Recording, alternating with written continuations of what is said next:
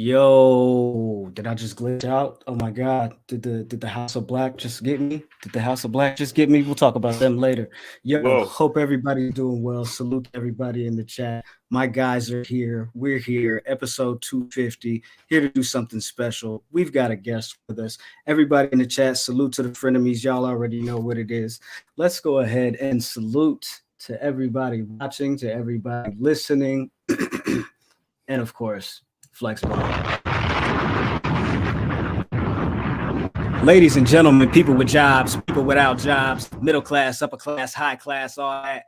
Cats, snakes, chickens, ducks, elderly people, and twerkers. We present to you another episode of the Public Enemy Podcast. This is episode 250 of Pro Wrestling's Breakfast Club. Of course, I go by the name Oh My God Graham. Jizzle's here. I don't know what he's drinking. How are you, sir? You good? Man, yeah, we it's a special day, episode 250. Drinking saying this ginger ale, my stomach was hurting, and it matches my outfit because we have a special guest. Feel me? So gang, coordination. Salute to John Witherspoon. Ginger ale is medicine if you're black.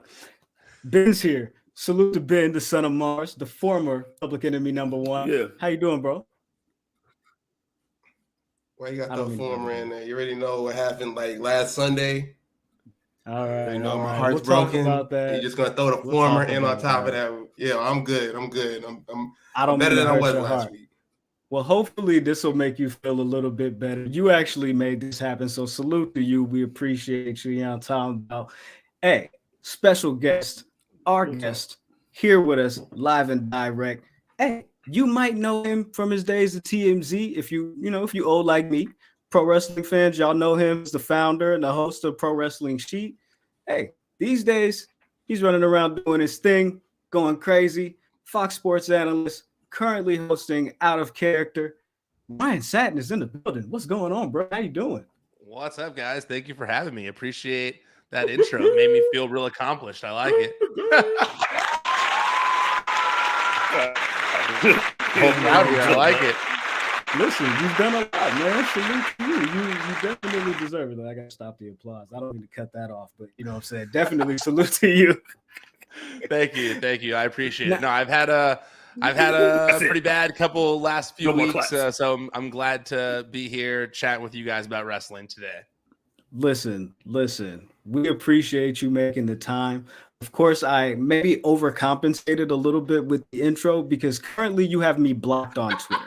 I just want to go ahead and let you know that right now. And I wanted to address that right out of the gate. And then we can go ahead and get started on our topics here this week. Okay, wait. What did you say to me? Because I block a lot of people. Usually I only block when I feel like there was an insult thrown my way. And then I'm like, I'm over this and I'll block. So what was this about? It was a harmless little back and forth. It was literally just 2 to 3 tweets. If I recall correctly, it was something in regards to like an Edge return or something like that. And like you were excited about it, or it had something to do with Edge. And I quote tweeted it and I said, "Oh, this guy's a freaking nerd." And so you responded in so many words. I didn't say freaking, but I said this guy's a nerd. And so you responded to me and you called me a dork, right? And then so I tried to respond to it. I think that they're deleted. I tried to pull it up. I was trying to find them. So I tried. Listen, I was gonna screenshot it. I was gonna pull it up, put it on the SummerSlam screen and everything.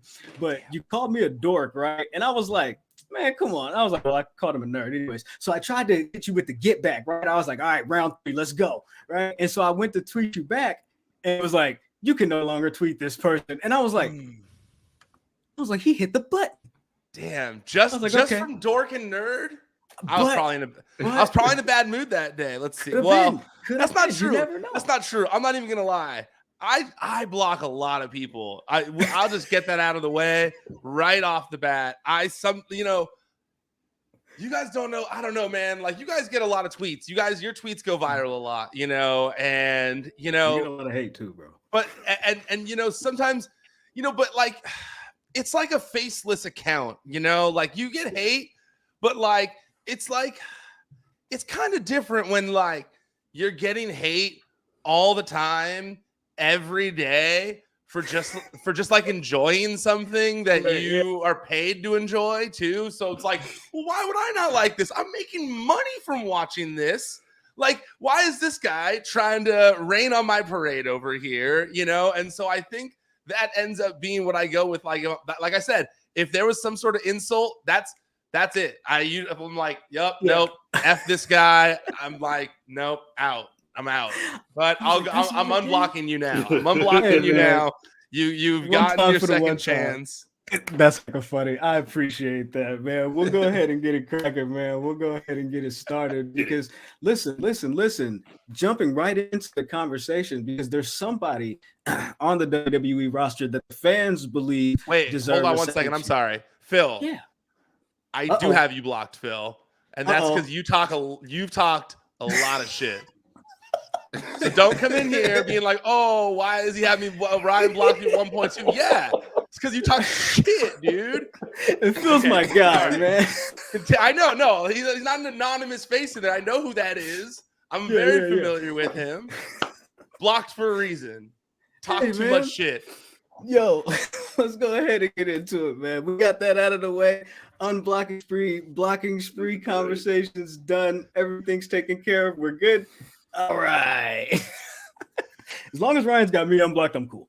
You're unblocked. So, I just undid it. I just unblocked. You're free. Yeah. Let's get it. All right, cool. So let's go ahead and get into the conversation. Elimination Chamber was just this past weekend. I'm sure you watched the event.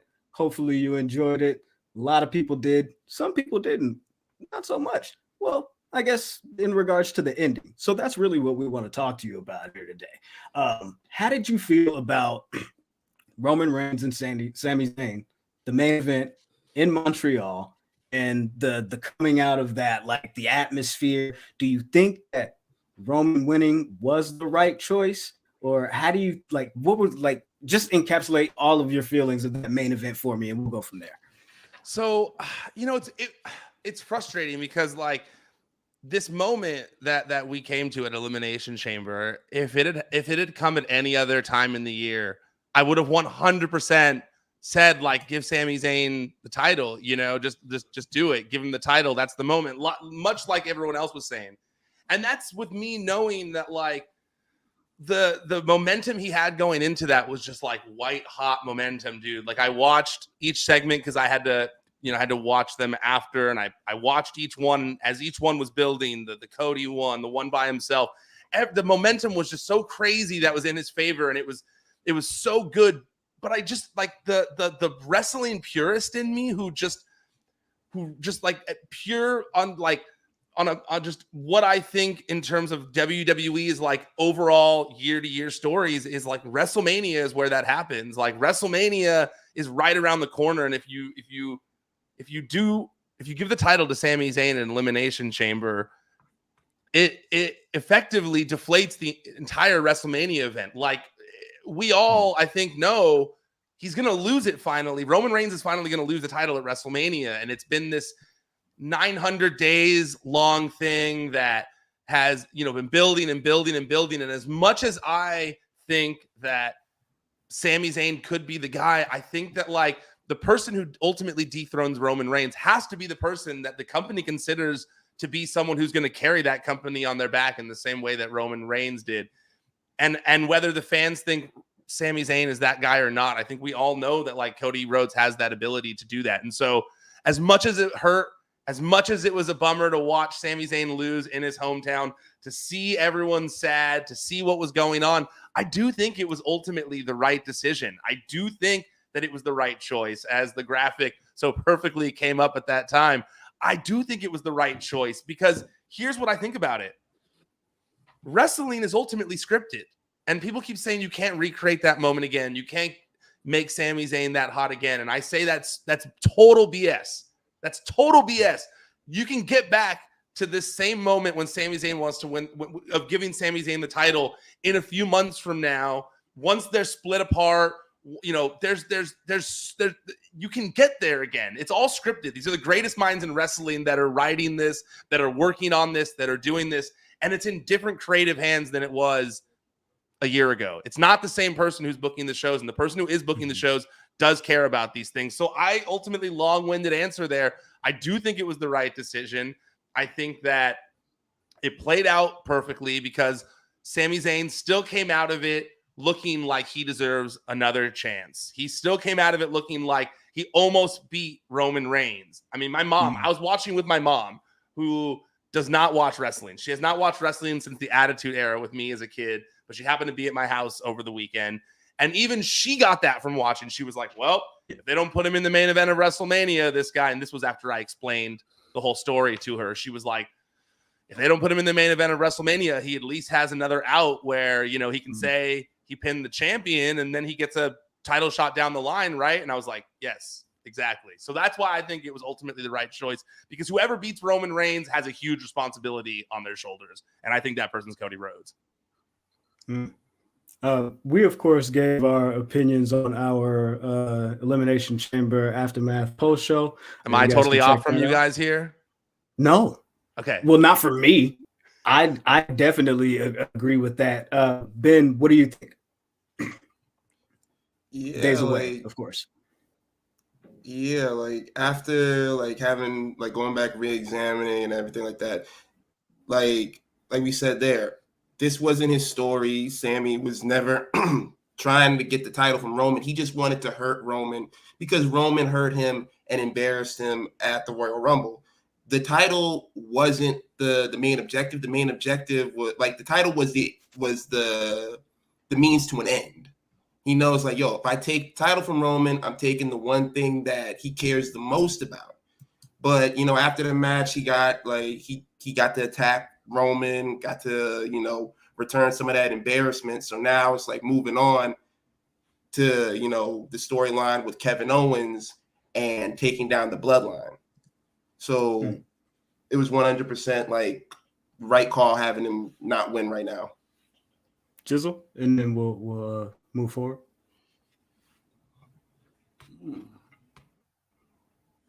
I liked how it all progressed. You know what I'm saying? Like how the whole story kind of like, you know what I mean? Because it just kept getting better and better and better. It reminded me of added Urkel on Family Matters. You know what I mean? Like, oh man, look, there's Urkel here. Everybody, I loved him the most. And then sometimes you got to break it back down to reality. You know what I mean? So now you got a whole nother story to go with the story. Like I like what Ryan said about splitting up the belts. Like when they split the belts up, then it's really gonna be cooking. You know what I mean? Like when the belts get split up, we're gonna be cooking with fire, and then there's gonna be time to rock. So yeah, he's definitely gonna have a good out. And I like the way the story went because Cody, listen, man, you see all that pyro they got for Cody? They got a point for that for sure. WrestleMania, son. So they definitely got a plan for that. So speaking of WrestleMania, of course, it does seem like going forward, as we assumed, they're pivoting here. Sami mentioned on Raw, he doesn't feel like around here the story is never over, quote unquote, right? Had that conversation with KO, apologized, showed that, you know, he was sorry. KO didn't quite return the favor. Seems as if we're going to get a little bit more build out and lead towards possibly the Usos and KO and Sami. Ryan, does this interest you? Do you think that this is good enough is this like a consolation piece for Sami? Is it just something to be like here, you know, or do you think that this is a good enough end to his story, or at least his piece of this story? Yeah, I think it's going to be a continuation of it. So I think I truly believe this was the plan all along. I think the Usi stuff getting over just kind of took us on a detour that really made it more popular than they had ever intended it to be at this point. But I do think that was the plan this whole time, because when Triple H first took over creative, Kevin Owens was immediately starting to call out Roman Reigns, and then the storyline started, but it was kind of like the ball was slowly rolling. Yes. Then the Uzi stuff got over, and it felt like it came to a halt, and they just let the bloodline stuff build and build until they wanted to get to Royal Rumble, and now towards this tag team match. So I do believe this was the plan all along, and I think initially everyone assumed in Montreal they were going to have the big moment where they hug each other and they make friends again and they go for the tag team titles. But drawing it out and making us wait for that moment to happen is going to be their story leading up to WrestleMania. And because everything's been so good with Sami Zayn these past few weeks or months or whatever, I have faith that the story is only going to continue to build within this tag team title feud. So I'm just really interested in how Jey Uso plays into all of this, because if it is the Usos versus Sami and Kevin, how do they get there? Jey Uso seems to be on Sami's side. Yeah, I don't know. Ben, either of you want to say anything before I go? I really appreciate the realism of this story, like them coming back to it, and then Kevin Owens just like, no, I'm not gonna join up with you. Like, yo, you were just like beating the hell out of me for the past however many months. Like, do you think that I forgot about that now because like you couldn't pull the trigger on me at Royal Rumble? You're acting like that was a service to me. It's like, no, you didn't have the guts to do it. So now I came back and helped because I didn't want your family to see that. Like, no, we're not going to be buddies. I'm done with you. Just like I said, I was done with you back then. That's the realest, like the realism right there. Like if this happened in real life, you would react the same way. If someone was like watching you get beat down, you would be like, no, I'm not going to help you. Like I'm out of here. Like, I really appreciated that. I also think it's nice that because I think one of the things people say about Kevin Owens' character is that he's the only guy on WWE TV who seems to remember everything that happened on WWE TV and watches it when he's not there, so he knows what happened throughout the show. Like, he's the only one that has DVR. And I think that it plays into that where he's like, no, like, we just were beating you. You just low blowed me like a couple of weeks ago, bro. Like, we're not cool right now. I love it.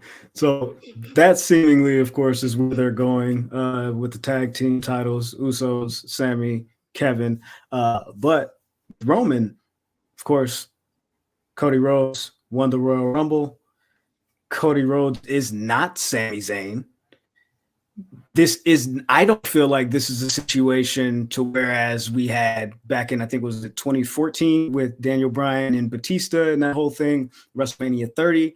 But I feel like as we inch closer, people are starting to get more and more like, well, it should have been this guy and da-da-da-da-da. So my question to you, Ryan, and then we'll go to Jizzle.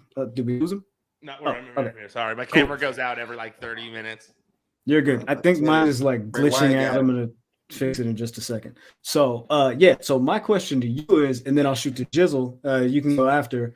In regards to Cody Rhodes, can he keep this momentum that he has right now and continue to get these good pops, or like, are we gonna run into a situation where he's gonna start to get the boos? Because so far so good.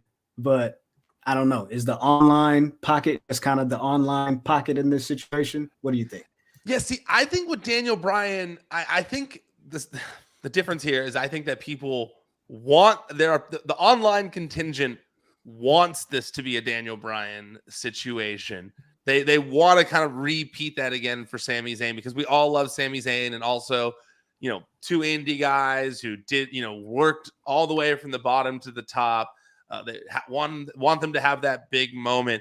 But I think the big difference here is that the reason people were pushing back with Daniel Bryan was because there was a part-timer coming in to kind of take that spot from them. And at that time, we were like, no, we were really into the guys that are on TV right now. We want the spotlight on these guys. And that's where all that came from, right? And we put all of that into getting Daniel Bryan into the main event of WrestleMania. I think the difference here is the other guy in this situation is a person that we also wanted to be in that spot. I think a majority of people were excited to have Cody Rhodes be the one to ultimately dethrone Roman Reigns. We've been waiting for it since he first came back at WrestleMania. It was like, there was the question. Everyone had the question. Is there anyone on the roster who could believably beat Roman Reigns? And it was always like, I don't know if there is someone that's there yet, but Cody is that person. So I think that because of that, I think that, I don't think it's the same issue. And I think that people, especially the non-internet audience, are firmly behind Cody Rhodes. The people who are just watching TV, that aren't reading the wrestling websites, that aren't debating, watching shows like this. I think the people who just are loyal viewers who go in person, they want Cody Rhodes to win the title from Roman Reigns. And so that's where I think the big difference between the two is. So I don't think Cody's going to have a problem. Jizzle. I think that he's the star, man. Like this is what, like, he is the star. You know what I mean? He is the shining hope when there was no hope. He's the light at the end of the tunnel. He is the pyro that comes out when he takes every step. Like, this is what we want. You know what I mean? Like, you want somebody to, because this is not about beating Roman Reigns. It's about being big, like just as big as Roman Reigns. Like, okay, yeah, I can look you eye to eye. You know what I'm saying? Yeah, I got a fan too. Yeah, I got this and that too. Like, everything it feels real even with that. Like, yo, man, I carried the whole company that shall not be named on my back before I came over here to fight you. You know what I'm saying? Like, no, so yeah, we're coming over here to make some history. I think, you know what I mean, from that Paul Heyman thing, you know what I mean? We had on that unnecessary neck brace. I don't know why he had a neck brace on here. It was hilarious. But you know what I mean? Like, the build really starts rolling. When that starts rolling for real, son, like, that's when they're gonna be like, oh, okay, I'm just waiting for they call each other names. Like, that's what's gonna get people involved. So I think Cody's gonna be I'm waiting for Brandy. I'm waiting for Brandy to come out finally and cut her first promo in the build to WrestleMania and call Heyman like a heifer or something like that. Yeah, that's what I'm waiting for. Like, oh, the tribal bitch or something like that, or, something along those lines. That's what I'm waiting for. And I also think that one more thing I left out there is I grew up in the Attitude Era. That's when I was watching. The Invasion sucked, right? When we finally got like WWF versus WCW, it was awful. We wanted it so bad. We wanted all these dream matchups, and it was not what we thought it was going to be. This is actually like the AEW, WWE, like, it's a dream match of sorts between the two, of like the guy who basically led the war against WWE, trying to take the title from the guy who was the golden boy of WWE that whole time. I think that I think it's so poetic that it's going to happen that way, and that we're finally getting like a real dream match between like an AEW versus WWE type thing. So I'm into that. You gained a fan, Ryan. Thank you, Sean. I appreciate it. Welcome aboard. Yes. What does this say? Tony says in the chat, WWE president. Come on, man. We'll get to all of that stuff. That's funny. Know. Maybe. I think the rule is don't get seen, and GTV was lurking, I guess. Damn GTV. Well, hey, maybe they'll bring GTV back. You never know. They'll bring GTV back, and we'll see what's going on. NXT already has NXT GTV. Anonymous. So there you go. Speaking of people that are going to be coming back soon, John Cena. John Cena is scheduled, I believe, to come back on the March 6th Raw, if I'm not mistaken. So he's going to be on Raw, not SmackDown this time. And the conversation has long been, is it going to be John Cena versus Austin Theory at WrestleMania?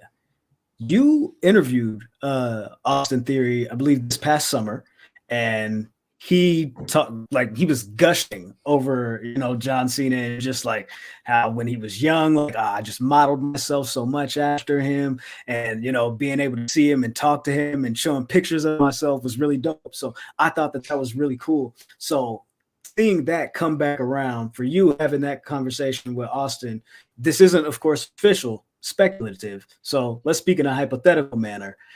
John Cena versus Austin Theory at WrestleMania. If that is the case, what are your thoughts?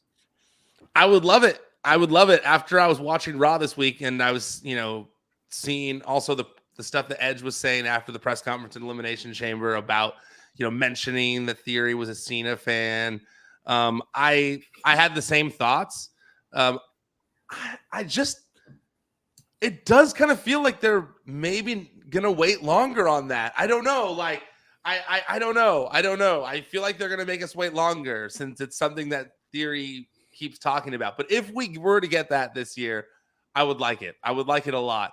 I just don't know who wins in that match. Like, is Cena going to come back at WrestleMania and put Theory over for the United States Championship? Like, is that really going to, like, if he did that, that'd be great. Don't get me wrong.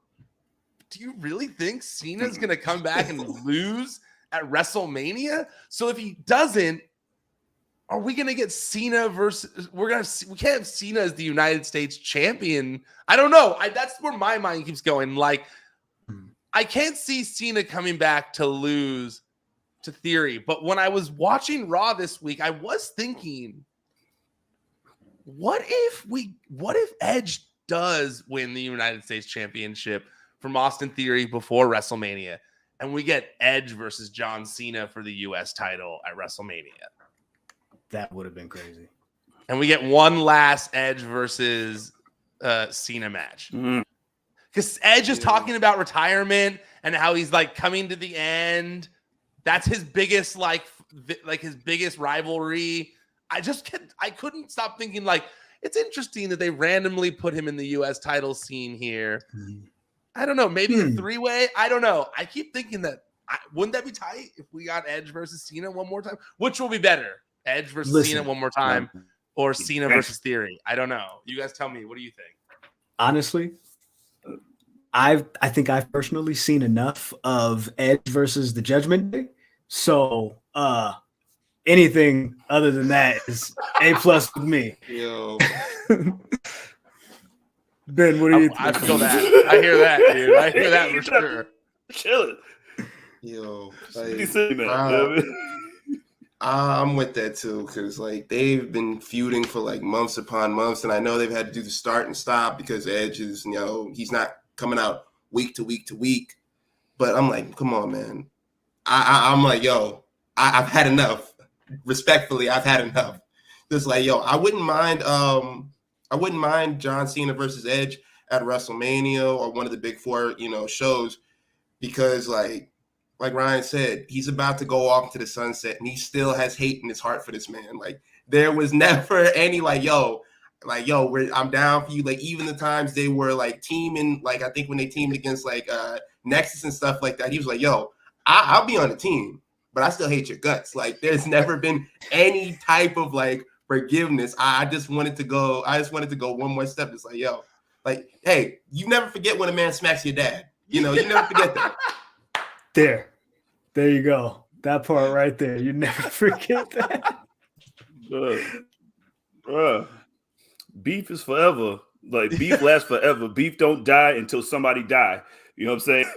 And I'd rather see Theory and Cena. You know why? On the 20-year anniversary, let's go back. I'm saying of Jericho versus Shawn Michaels, it has the same build-up. You could do that. That's what I would do. You know what I'm saying?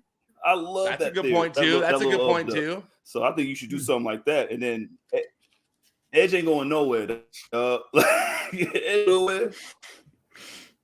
So I think we should just do that and get it out the way, because we had that. There you go. Also, I'm with you guys. I thought the Judgment Day stuff was over with Edge at the pay-per-view, and then it was not on Raw. And I was like, really? They're still going with this. Okay. All right. Okay. All right. It's been a whole year, but all right, cool. That's cool.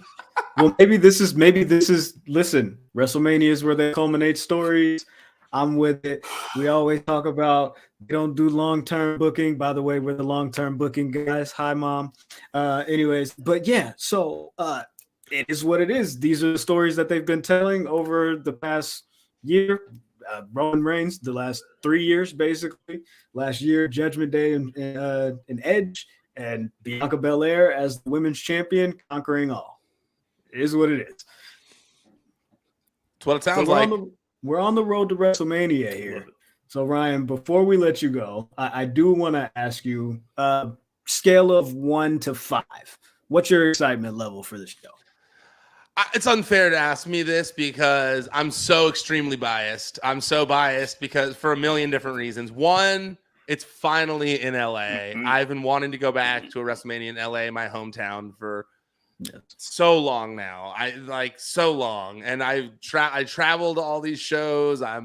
It's going to be nice to finally be home for one. So that's first and foremost. But second of all, my experience, like I get to be on the floor. I get to be backstage to do interviews. I get to interview talent while I'm there. Like if I were to come here and be like, oh, my excitement level for that's at like a 5, you all deserve every right to just like just smack me, dude. Like tell me to get into a new profession because I'm just like it's a 10. I'm gonna be interviewing people in LA in person. I'm gonna be going to the shows in person. I'm gonna be on the floor for them, be interviewing people. Like it's a dream come true. Like my job, I'm so lucky with the things that I get to do. Like it's crazy. So 10. But I mean, in terms of like storylines and just purely from a critical standpoint, like it's still too hard to tell. But I mean, like I said, that whole like AEW versus WWE vibe of Cody versus Roman, the history of his story of like wanting to win that world title for Dusty. There's just so much there. I'm so excited for that. And the title matches that have been already lined up, the Asuka versus Bianca, that's going to be sick. Those two are going to kill it. I think Bianca Belair is like a generational talent, and you just keep feeding her awesome heels, and she's going to keep giving you awesome matches. And I think that's what we're going to get. She's like the female John Cena of this generation, I feel like. And so I'm excited for that, and Charlotte versus Rhea. I think Rhea is just someone who I would say the future, but it's the present. Like she's great. And I'm not someone who's a Charlotte hater. So I'm pumped. I'm pumped. There's already good stuff cooking up. Logan Paul versus Seth Rollins. That's going to be awesome. Lots to be excited about. It's going to be fire. I'll add this to one other thing that is in your favor. WrestleMania is like a week-long event, like during this whole process, like you get to like experience all of this. And then at the end of it all, go home and sleep in your own bed. Yeah. Yes. That's a plus, right? Yes. That's got to be a plus. Yes, definitely. All right. So, although I might ask for a hotel room for like the actual night. I'm working late, okay? Right. I'm working late. Hey, listen. Hey, perks come along with this. Perks definitely come along with this. So let's see how far we can get. Can I put it on my? Can I expense this? Maybe. Who knows? Hey, maybe we'll run into you. Maybe we'll run into you. Are you gonna go to Wale Mania? Maybe they've been announcing some of the people that are going to be appearing at Wale Mania. Wale Mania is awesome. I've been a couple times. I'm just like not a nightclub guy. It helps that I'm married now too. So I like to have conversations with people. It's hard to do that in a nightclub where everyone's kind of like partying. But now that it's like you said, it's going to be in my backyard, so it's possible I'll be able to make an appearance. I said Bronson Reed beat Okada. Exactly. It's like, okay, I got it. All right, cool, man. So that's Ryan Satin, man. Again, we appreciate you for taking time, for making the time and coming and kick it with us. I don't know if there's anything that you want to plug or promote before you go at Ryan Satin. You know what I'm saying? Like, I mean, mainly just my podcast. There's Out of Character. It's every Wednesday where I'm interviewing a WWE superstar. The past couple of weeks, we had Bianca Belair on the show where she was talking about John Cena, giving her advice backstage last year. We had Liv Morgan on the show, Mia Yim, Charlotte Flair, all four were recently on the show. I'm working on new episodes now. I had to take a week off for some personal stuff, but check that out every week. It's a 45-minute interview where I'm talking to the talent just about who they are as people, maybe a little bit of backstage talk about, just pro wrestling as well, but a lot about who they are as people, and then do a roundup on Raw and SmackDown as well in the podcast feed where I'm just giving you my thoughts on the show. So if you like hearing me talk to myself for 30 minutes about Raw and SmackDown, that is the place. Check it out, the Out of Character podcast feed, and follow WWE on Fox as well. There you go. Yeah, and we don't run that page, by the way. No, I don't run that page either. People think I run that page. It's not us. I get it all the time. Like, Ryan Satin, this joke wasn't funny, and I'm like, well, I didn't make it, dick. Like, I don't run that page. That's not my job. All right, one last question before you go, and then hey, you can choose to answer this however you want to answer this. If you want to answer this, you just hit the camera and cut. What do you think about the conversation of tough questions at press conferences? I mean, the reason why I ask before you answer, the reason why I ask is because I saw this conversation. I saw this conversation after War Games, and then I saw the conversation pick up again after Elimination Chamber. Then in my head, and we'll go somewhere else with this, guys, after. But in my head, I was thinking, some of the same people that I saw at War Games at that press conference, they'd be on the other side too, at the other press conferences or at the scrums. So who are we asking or pressuring to ask the tough questions to? And then in regards to Montreal, it's like, I mean, it's an international event. Some of these people can't make it, but I don't know. What's your opinion on that? Like, is there like a, hey, don't ask about this type thing? No, it's not that at all. Like I was at the last press conference, and it was I was at the Royal Rumble press conference, and it was the first one I had done with WWE like that. I had done the AEW ones before when I wasn't working at Fox, when I was doing my website Pro Wrestling Sheet. No, with this one, it was like, in fact, they were like, "Hey, you're up first. Here's the microphone," and I was like, okay, cool. For me, it's really a situation of just like reading the room. Like, I think that there's like a time and place for everything, you know? Like, I don't think it's wrong for people to ask serious questions in the press conference. You know, I think it all depends on who you work for and what you do. You know, I don't think, there's been this big conversation this week with Ariel Helwani and the Tony Khan stuff. And I understand all sides of the conversation about it. But I think that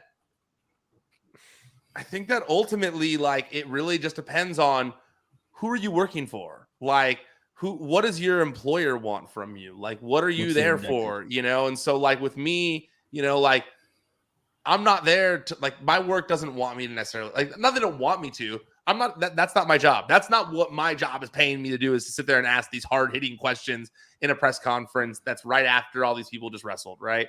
So, but if your publication who got approved to be there and that is who you are and that is what you do, for example, Brandon Thurston, I believe, is the one who was at the recent one from WrestleNomics, who asked a very normal question for a press conference about the sale of WWE, right? Yeah, it was about the sale of WWE.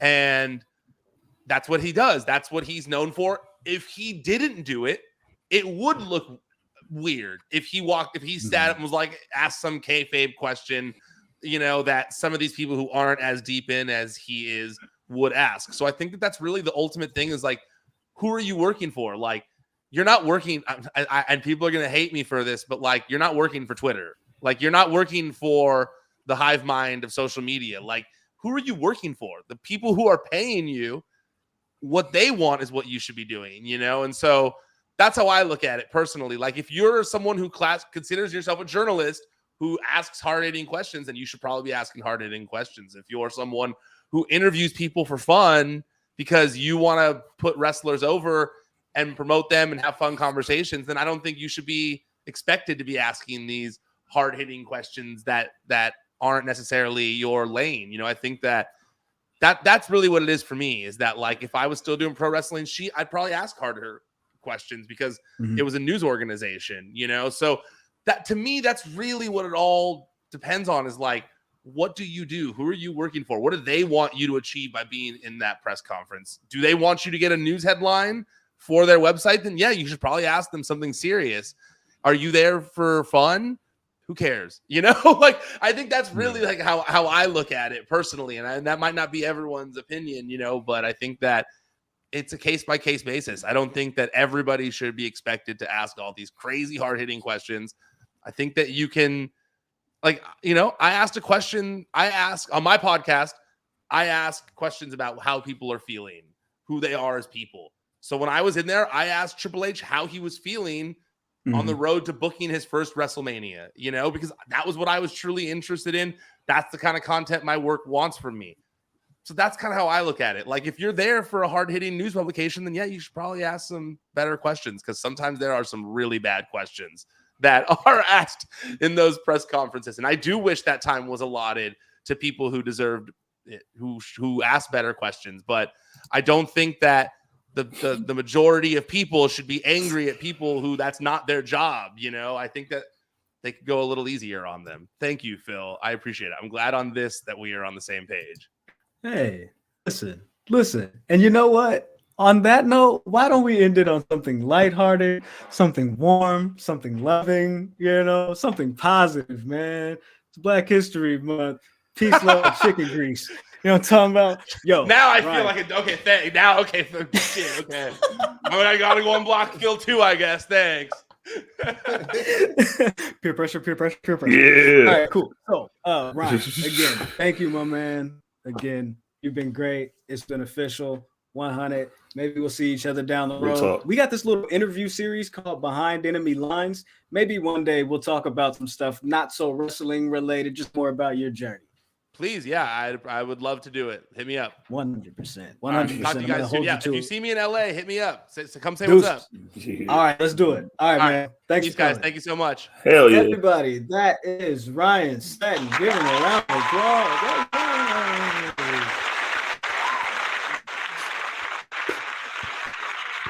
Good job, guys.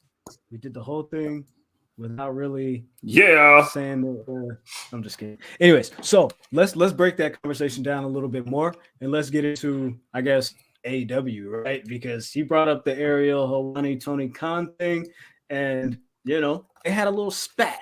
They had a little back and forth. They had a little brief moment. I would personally like to call this conversation Ariel Helwani versus Tony Khan, the fraud department. Yo. What? Good job. Yeah, boy. I believe, with it. Bro. Salute to Jim Jones. Anyways, so Helwani was on SmackDown and Helwani was on Elimination Chamber. We talked about this a little bit on the post show. Tony Khan called this man a fraud. They had a little back and forth. Ben, what say you about this whole thing? He called him. He said, you're no more of a journalist than Tony Schiavone. I was like, yo, man, why you take a dig at Tony Schiavone, man, the VA native, bro? Like, what did Tony Schiavone do? Because Tony Schiavone is an accomplished journalist. Like, for people who live outside of the wrestling bubble, this man was actually calling like real sports. You know what I mean? You know how Michael Cole used to be back in the day when someone would talk shit to him and he'd be like, yo, man, I was out here covering like wars and stuff like that. I'm really out here, bro. That's Tony Schiavone, bro.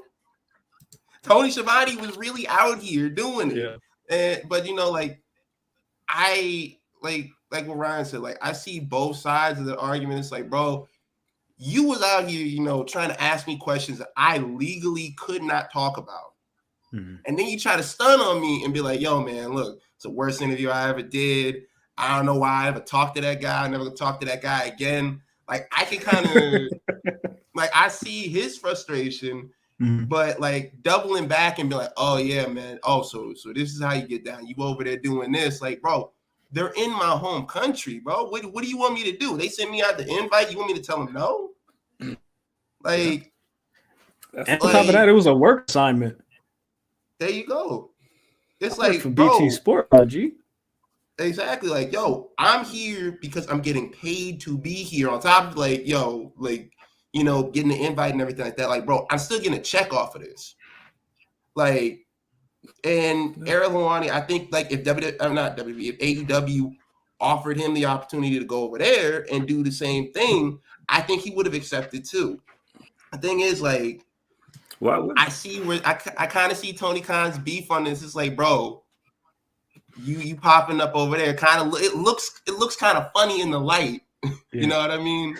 It looks kind of wild. It's like, oh, this is the guy who's pressuring me to ask the hard questions. He's over in their camp. Like, it's like both sides are like they're relatable. You know what I mean?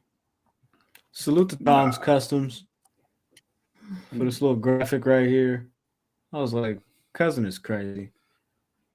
I think this is like, I mean, you kind of already knew that he worked for BT Sport. You knew that he had a relationship with WWE. You knew that as Jonathan Coachman decided to bring back to light, he can't even get into a UFC event. That's why he over there, you know? So, like, you knew all of this. You knew all of that. So, you why isn't he allowed to? Yeah. Why isn't he Dana White hates him. Oh, Dana White hates him. Yeah, Dana White hates him. There you go. That's why. Because Dana White hates him. Why? Because he broke the news about Brock Lesnar returning to UFC when I guess they were going to be breaking the news at the end of, I think it was UFC 198 or 199, if I'm not mistaken. So yeah, hey, bro, like he was upset with him about that, and so he's been banned from UFC events ever since.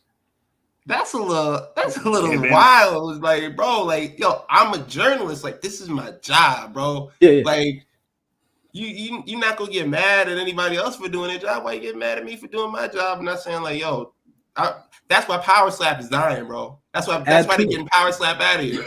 Add to it. He signed with ESPN. UFC gets to deal with ESPN, and then they like, hey, Ariel, he gotta go. Hey man, look, I signed a deal. If you get my man, you gotta go. You gotta get him out of here, bro. You gotta go, bro. You gotta go. Sorry. All right, man. Let's talk about AEW, man. Let's talk about Dynamite. They had Dynamite tonight, man. Of course, you know what I'm saying. We live and direct with it. We had to talk to Ryan about the things that Ryan could kind of talk about, just like Tony Khan could only talk about certain things. You feel me? It is what it is. So, with that said, this was Dynamite. They had a bunch of matches with a bunch of people. Yo, Wheeler Yuta lost. Why are you laughing already? Wheeler Yuta lost and then first of all, he was losing and then got slapped and then he lost. And then his daddy came down there and gave him the finger and was like, bring your ass here, boy. Like, right here. Why Cesaro doesn't like that after he lost? That's crazy. Bro, look, if that was me, I wouldn't be taking no disrespect like that from man that ain't really my daddy. You know what I mean? Like, bro, I slap you in the back of your bald head, bro. Like if that was me. You know what I mean? But, you know, I'm built kind of different, bro. I'm built kind of different, so you know, it is what it is. He said that lets you know Tony watches SmackDown. Nobody. But bro, he definitely got the Google alert, bro. He definitely got his phone went off, pager went off. It was like, hey, 911 emergency. Pager. He called that man the snowman. Yeah. Can't ban him. What do you mean by that? Get it? Jesus, snowman. He's listen, like Phil said on Grapsody the other day, he's clearly a Gucci Man fan. He's got to be a Gucci Man fan. Gucci Man. Get it? I'm just saying. Jesus the Snowman. Let him marinate. Hey, Tony Khan, bro. Don't let nobody knock you off your horse. All right? If you want to be the snowman, if you want to rock your Can't Ban the Snowman shirt, you pull up the Dynamite with the Snowman live and direct on that. You feel me? With the 5950. You feel me? You know what I'm saying? Go crazy with it. You know what I'm saying? With the shine. Hey, put on some red monkeys. I want to see Tony Khan, some red monkeys, you know what I'm saying, with some black forces, you know what I'm saying, and Can't Ban the Snowman t-shirt. Go crazy. Yeah, that's wild. Yo, red monkey jeans. I got suspended for wearing a snowman shirt. I for sure got suspended for wearing the snowman shirt. Hey, speaking of people that got suspended, Hook got suspended. He's back now. Saraya defeated Sky Blue in a nice little, you feel me, 1-2-1-2, you feel me? And now there is a triple threat match for the women's championship at Revolution. Jamie Hayter, Ruby Soho, Saraya. At least Jamie Hayter laid the challenge she cut a nice little promo and was like, I'm gonna knock the fuck out of both of you bitches. Pardon my French, but that's in essence what she said. And I was like, whoa, okay. I'm rolling, Jamie. Let's get it. You know what I'm saying? It seemed like she was the focal point of that interview, and she really got her shine off. So that's dope. They added Jeff Jarrett and Jay Lethal to the tag team title match at Revolution.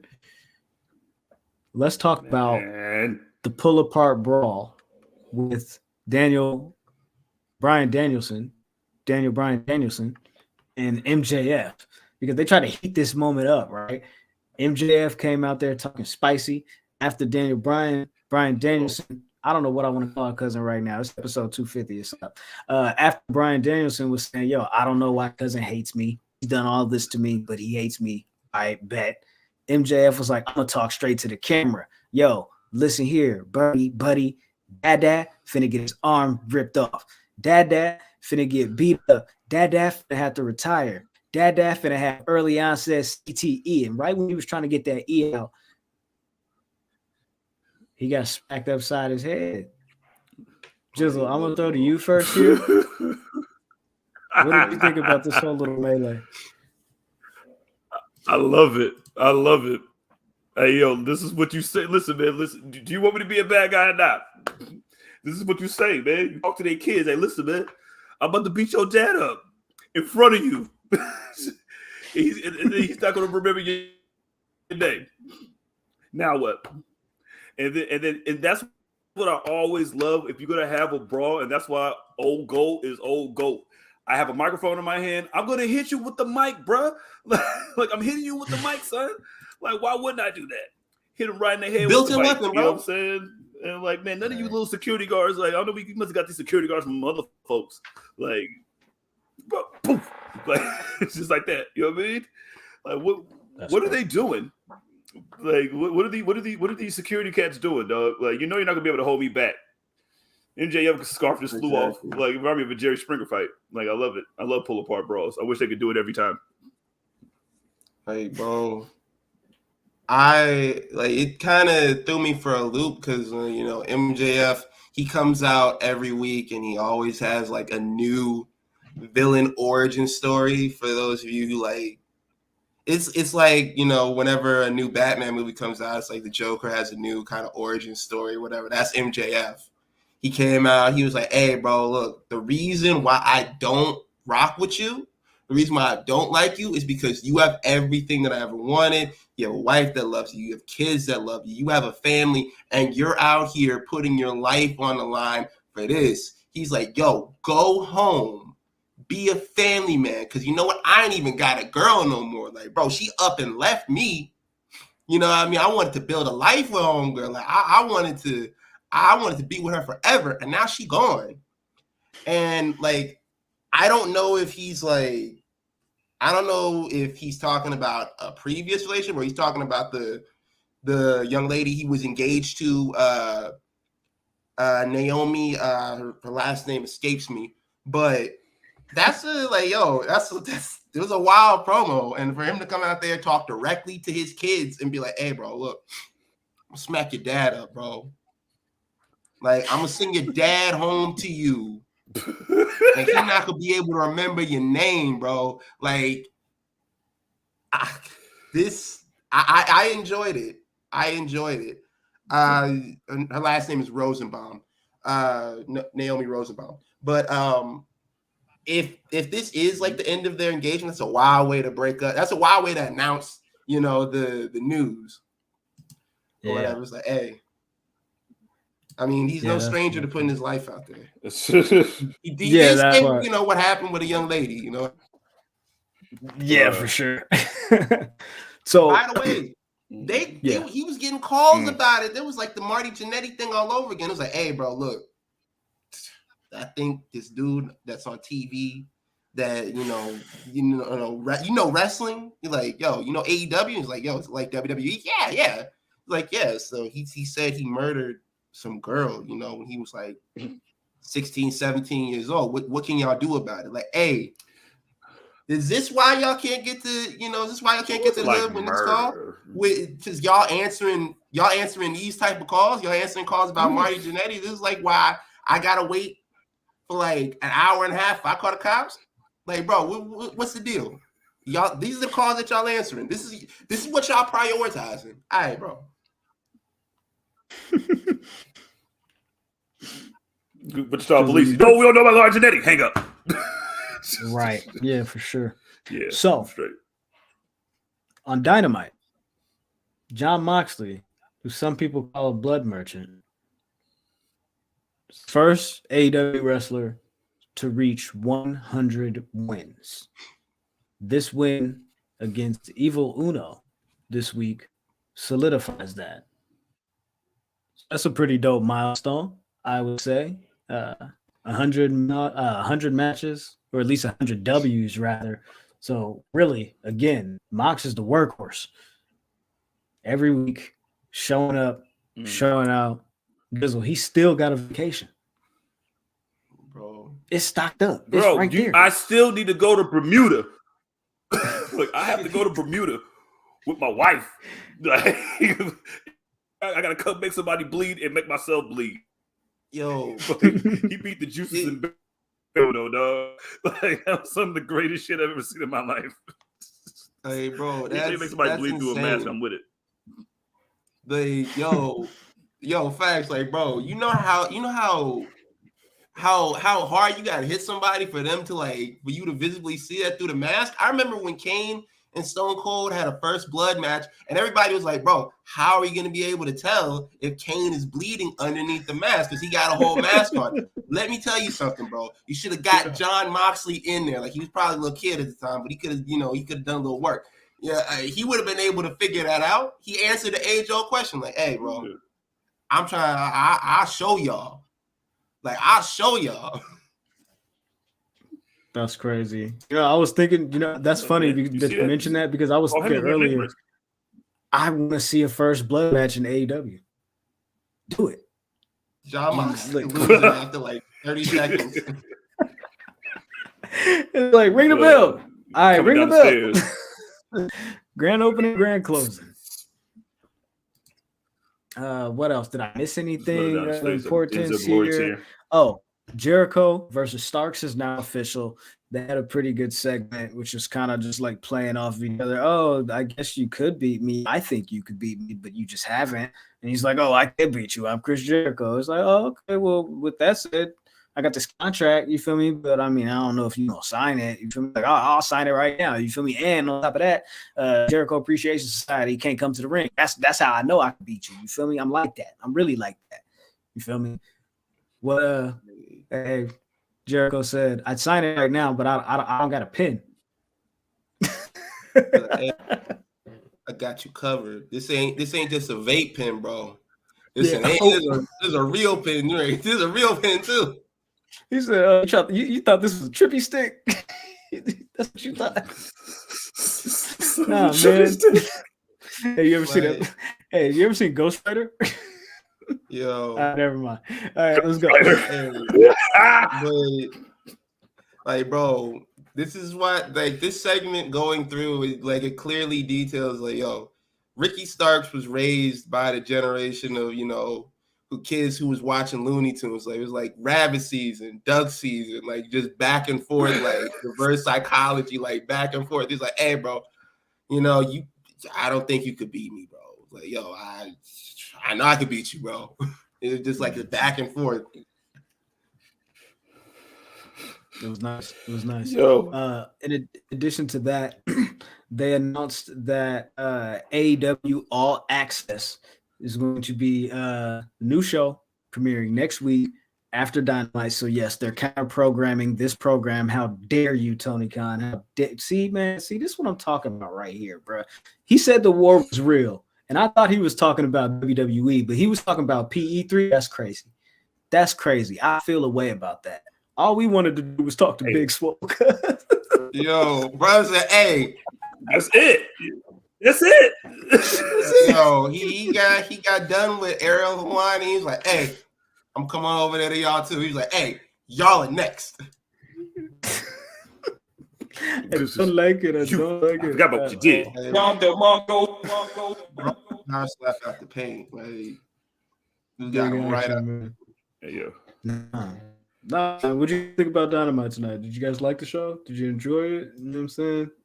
Yeah, it was okay. What did we think about? What did we think about Christian Cage and Jungle Boy and that whole little thing? My bad, Jack Perry. You a grown man. You probably beat my ass. End it. It's over. Long-term booking.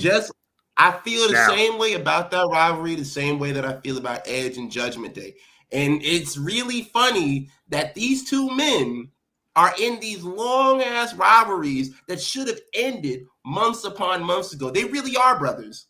They really must be brothers because it's like, bro, y'all should have wrapped this up a long, long time ago. I have no interest to see anything with Jungle Boy and Christian ever again. Like, yo, y'all have like literally ran into the ground. Like, end it now, please. Where in the hell is the damn dinosaur? Like, what happened to him? I mean, what happened to the dinosaurs, Jizzle? True. You're right. Marco Stunt did it. We gotta keep that in mind. I heard we gotta keep that in mind. I heard Luchasaurus was gonna be a writer on the Barney like reboot. So like that's my cousin. Right there. Yeah, bro. He had to show up there like, yo, we need somebody who really experienced that shit. We really need someone who can really, give us the inside take on what it's really like, bro. I got you. It's kind of like when they brought Dev C in to be like a consultant on Snowfall. So it's like, okay, so how would they say it in the streets? Like, for sure. Yeah, I'm with you. Like, bro, we need the representation. How will Barney move? Like, will Barney come in like this or like this? Like this or like this? You know what I'm saying? Just tail whip. Like, how's your tail whip go? Tail whip? Oh, you kick people. Oh, okay. We can't have Barney kicking kids, dog. So briefly, back to the AEW All Access thing. This was Tony Khan's important announcement. So this is the All Access backstage look or behind the scenes look on like Adam Cole. Adam Cole made the announcement, by the way. Actually, Tony Khan handed it off and was like, "Take it away, story time with Adam Cole, baby." You feel me? And he was like, yeah, storied history. I want to let you guys know about what's been going on with me. You know what I mean? Like him, Britt Baker. Who else did he mention? I don't remember who else he talked about. I'm sure there'll be a press release out. They might have already tweeted it out.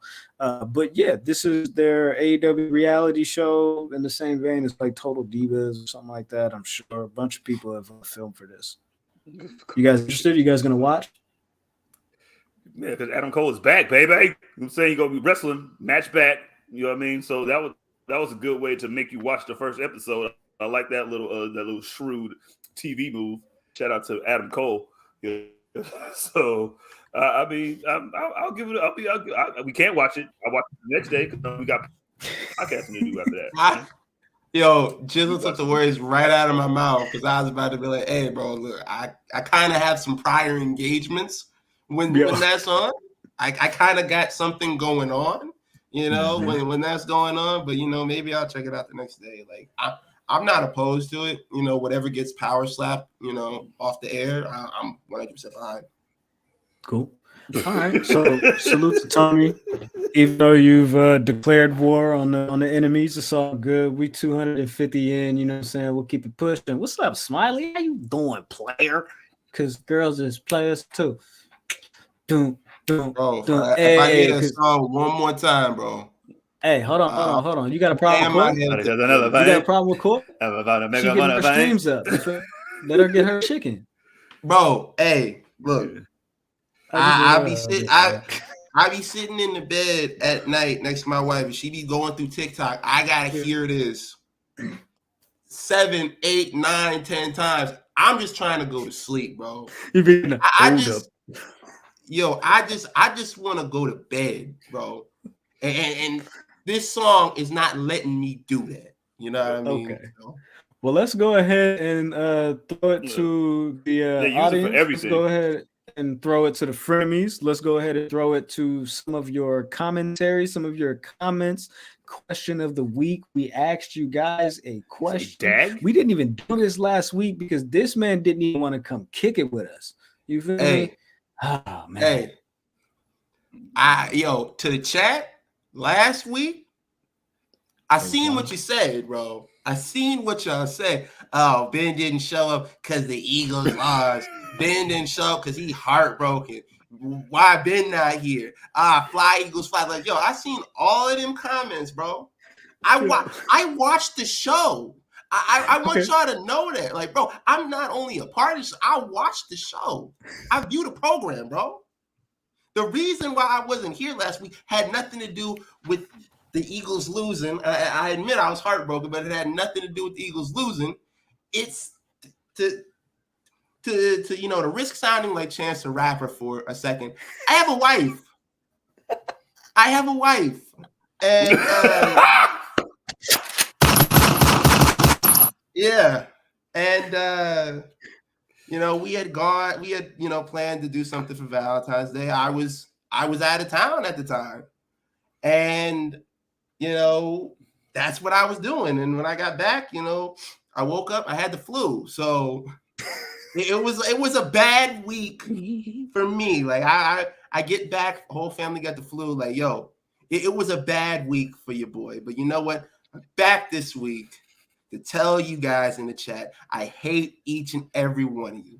Let's go to question of the week. All right. Let's go ahead and get the mail key.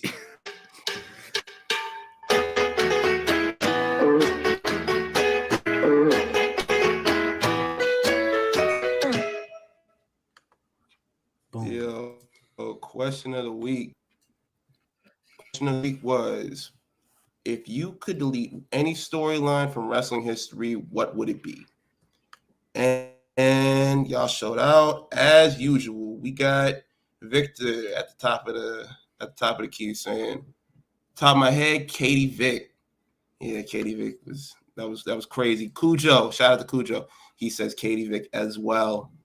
Yeah, I'm going through this. It's a lot of answers. Let's say Katie Vick. Shout out to G Nation. He's in the chat right now. Booker T, Triple H, WrestleMania 19 storyline. 100%. No Bad Noel says the whole Bobby Lashley versus Rusev Cup storyline needs to go. Jizzle, go ahead and say the line that you've been saying. Let me tell you something. He tore his groin by thunderstroking Rusev's wife, y'all. We are not getting rid of that. That is a great moment. Look, Martin Luther King stood up and applauded and dropped one Denzel glory tear after that. Shout out to big_hero_Chris, Katie Vick as well. It's a lot of Katie Vick disgust going on in here. Let me go down. Shout out to WWE Ruthless Aggression Era. Shout out to them because they be tapping in. Kurt Angle versus Booker T, that he implied he wanted to assault Sharmell, and Kurt Angle becoming obsessed stalker may have been a little much. Yeah, it was wild. And the fact that he was like, yo, bestiality, it was crazy, bro. That was nuts. Yeah. Shout out to @MX Caligula says Piggy James was uncomfortable then, and it's even worse now. Yeah, man, I remember that one vividly. I was like, bro, this is not it. Looking back, it still isn't it. Shout out to @Ziggy_Studio LO says, whatever was going on between Lana and Bobby Lashley, yo. I saw Jizzle tweet underneath one of these replies saying like, "Hey, y'all need to respect it." Whoa, relax. Yo, there was a couple of good ones. I should have bookmarked some of these. Shout out to Adam Goldberg. Like, yo, he be tapped in. The Lashley sisters. Yo, man, it gave us one half of the Acclaimed. Can't hate on that entirely. Shout out to 316 Reigns, Ronda Rousey debuting. God, jeez. Like, yo, right in here, like, yo, she has some good moments. I mean, like, yo, what about the mixed tag match at WrestleMania? What about that? Yeah, We're not rolling. Crying and bending over after that match happened. We're not rolling. All right, bro. We're not rolling. I'm gonna read a couple more of these.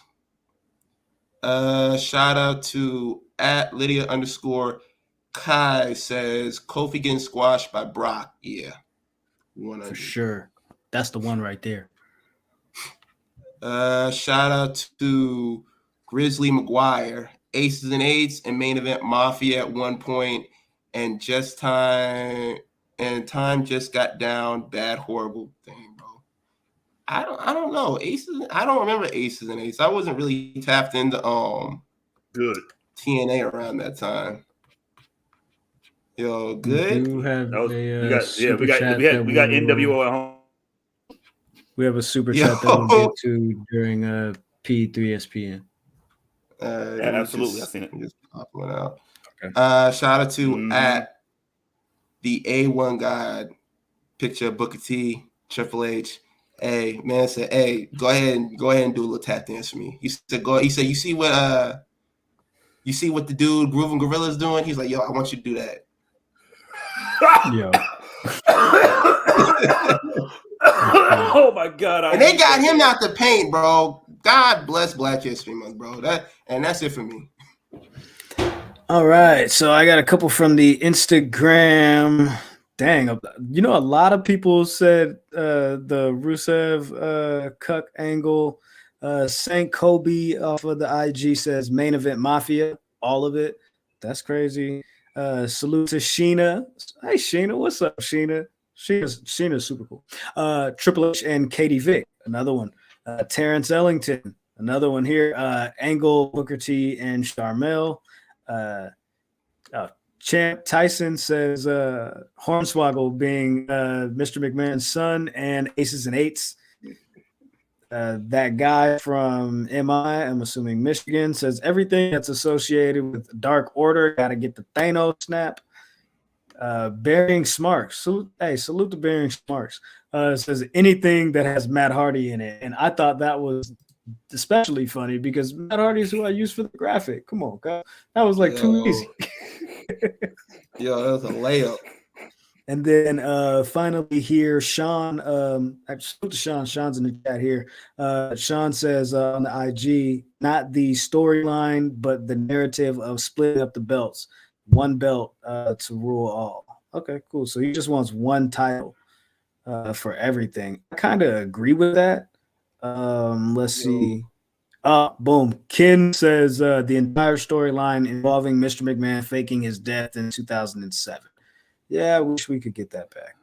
Hey, if that would have gone to full term, because I read, what was supposed to happen. Vince's real brother was supposed to come in and kind of take over, and they were going to do like a whole whodunit, who got over on Vince, but what happened, and they kind of had, pull the plug on it. But like, it would have been interesting to see Vince's real life brother like pop up and kind of, be around for a little bit. That would be interesting. Last thing that I have here is Mr. Money in the Bank on Instagram says, in regards to men's stories, Cena joined Killing Nexus.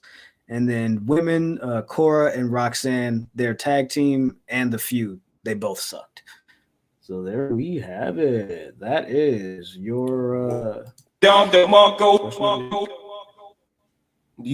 do you got, Graham? What's one that you would get rid of?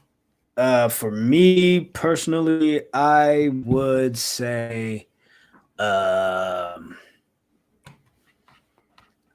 say Cody, not Cody. You know what I'd say? I got one. League of Nations. League of Nations was pointless. Get rid of it. Like, it was so much potential when it was just Sheamus and Wade Barrett going around just slapping up people. And they kind of, they ruined it. CJ. Which one you got? Dog. Everything involving the Dungeon of Doom. I hate the Dungeon of Doom. I hate the that's what we got the shock match. Like I hate it. And we got the shark. They turned poor John Tenta into shark. Like I hate like everything. Like the only thing that good came out of it was the giant. But even like they had the Yeti. But yo, that man Terry Bollea there getting sandwiched in the giant, and then he lost. Like, come on, son. Like the Dungeon of Doom. Like, who's afraid of the Dungeon of Doom? Nobody, dog. Right. It's like they're like one big murder hawk. So no, keep them.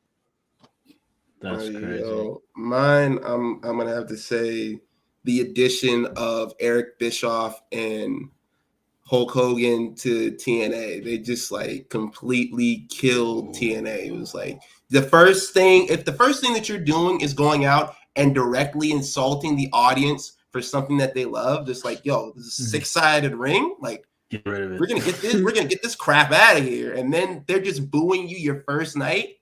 It's like, yeah, it's probably not gonna end well. Yeah. I'm with you on that. Let's see for sure. G Nation says Al Snow and the Big Boss Man feud with the Dogs. Oh, that's a good one, Phil. Yeah, Bray and Seth can get punted too. That was nasty. Yeah, bro. And to see people just like now defending it, they're like, can we go back and just talk about? They're like, can we just go back and talk about how good of a finish that Bray and Seth Rollins Hell in the Cell match was? Like, oh my God, like people didn't appreciate it. I'm like, it's okay to look at stuff that happened in the past and not be like, yo, this was really good. I'm like, no, bro, it was trash then. It's trash now. It'll be trash a week from now when you bring this post back up. Should we do small package news or should we hold off till next week?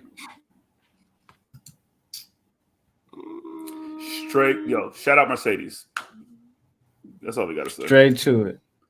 Let's get straight to it and shout out Mercedes. Before we get into, anything that has to do with us, let's talk about Mercedes Moné winning the IWGP Women's Championship this past weekend, Battle in the Valley, New Japan, San Jose, against Kairi, former champion.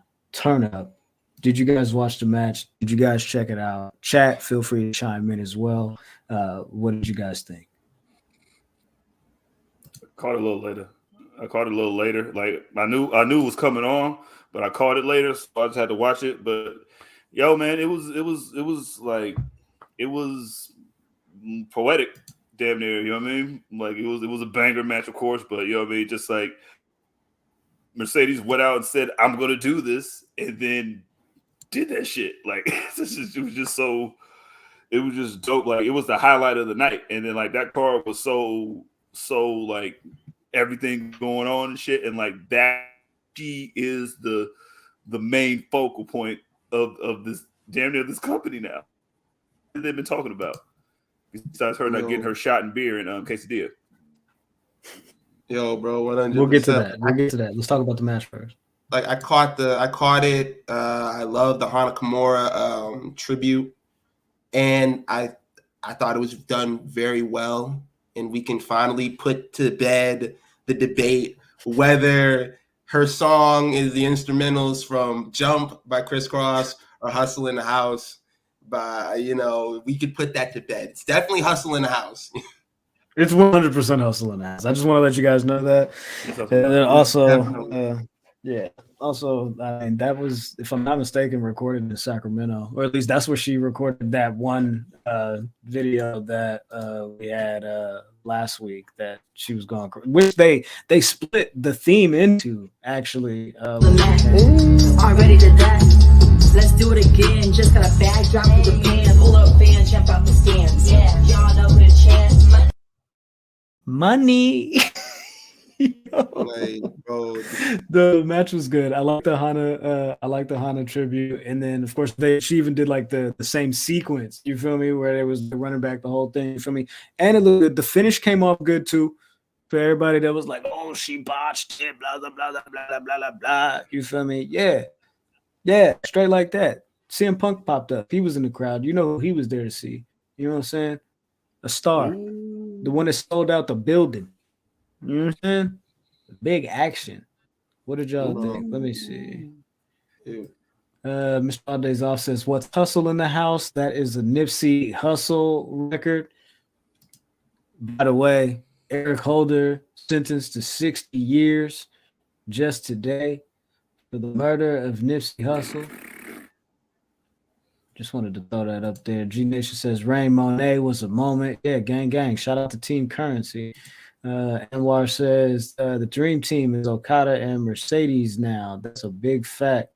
Let's see. MGC says I ain't seen so many black women at a wrestling show that didn't have For the Culture on the title. Really though, you know what I'm saying? They was going crazy. That's the same building that they had that NXT's like coming out party at. You know what I'm saying? So they went back to the whole thing. Yes, Bailey was in the crowd. Salute to Sean for bringing that up in the chat. Tamina was there. Who else was there? Naomi was there. Trinity. You know what I'm saying? Yeah, rest in peace to Malcolm X on GLD. You feel me? Yeah. Kenta did nothing with Punk in the arena, but ran to Twitter to talk about it. Kenta did a smooth little thumbs up to the crowd. I don't even know if I can do that on YouTube anymore. Kenta did a smooth little, right before he did the GTS. I don't know if Punk was in the building when he did that, but I will say that there is a watch along coming to the patreon.com/Public Enemies. I watched the event live. If you want to check out my review of it, I guess, and watch some of the highlights back with me, you're more than welcome to tap into patreon.com/Public Enemies. That'll be up if not this week. And actually, we got an episode of the Time Capsule coming this week. Then I believe Monday we'll go with the watch along. But yeah, that's where we are with it there. Oh yeah, so Jizzle wanted to talk about shots and French fries. So after she had this amazing match with Kairi, you feel me? Of course, they showed love and respect to one another. You know what I'm saying? Not Sasha, but Mercedes has to make sure that she, you know what I'm saying, keep them wigs secure, you know what I'm saying? Because Kairi was really coming for it. She was really coming for it, trying to snatch her wig off, you know what I'm saying? But Mercedes wasn't really trying to have all that. She was like, you snatched me ball, girl. You almost took my wig off. I was like, yeah, that's what's up. Salute to Mercedes. Also, salute to Trinity, because there was this clip of Bar Rescue that popped up. Ben, would you like to take it from here and let us know your thoughts and what happened with this whole situation? Yeah. This was you too. Salute Ben. This Bar is Ben's Rescue. 250 episode, man. Go crazy. Yo, man. Bar Rescue had put out the tweet. I think it's like their season premiere or whatever. I think it's on Paramount Plus or whatever Paramount network they got going on. But in the clip, while dude was berating the owner of the bar, because if you don't watch it, Bar Rescue is kind of like that show that Gordon Ramsay has, where he just goes into restaurants and tells them like, your restaurant is failing because your food is nasty. Like that was kind of that's what that show was about. So dude is yelling at the guy who owns the bar. He's like, yo, you're drunk. You're about to lose your house. Your wife don't love you. Like, just like going off on him. And we could clearly see in the background that Mercedes Moné and Trinity are there. And they're just like looking like, bro, this is really awkward. I for sure did not come here for this. I kind of want to go home. And I think Maria Menounos was in there too. But we put that tweet out, and lo and behold, we would put a tweet out saying, what are Mercedes Moné and Naomi doing on Bar Rescue? And a couple of days later, Mercedes Moné tweeted it and said, like, yo, I was just in there trying to get a drink and some fries, and this is what popped off. Sister Trinity said, I just wanted my cheese quesadilla, and this is what was going on in the restaurant. And like, bro, shout out to them, man. But also, Bar Rescue, cut the check, because I know, we ran up the views on that, I mean, you don't got to have us on the show too, because I'm for sure gonna instigate if I'm in the background and I see you yelling at somebody else. But cut the check, bro. Cut the check. Ooh, that's exactly what he said. Mercedes said, "Ooh, I didn't be ready. You suck. Your drink suck. Everything suck. I didn't make that drink. Yes, you did."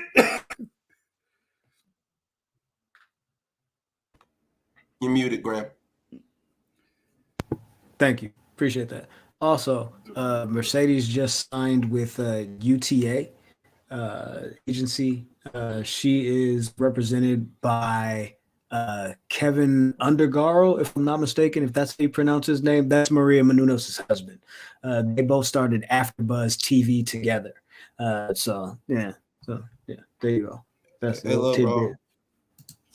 Some people got sources. We go directly to the source. Like, hey, what was you doing in there? What was you doing in there? Question for you guys, and we can keep this brief, and maybe we can talk about this another time, because I'm sure it's not going to be this Friday that this guy pops up anywhere. Jay White lost to Eddie Kingston at this same event that Mercedes Moné became the new IWGP Women's Champion. This was a loser leaves New Japan match.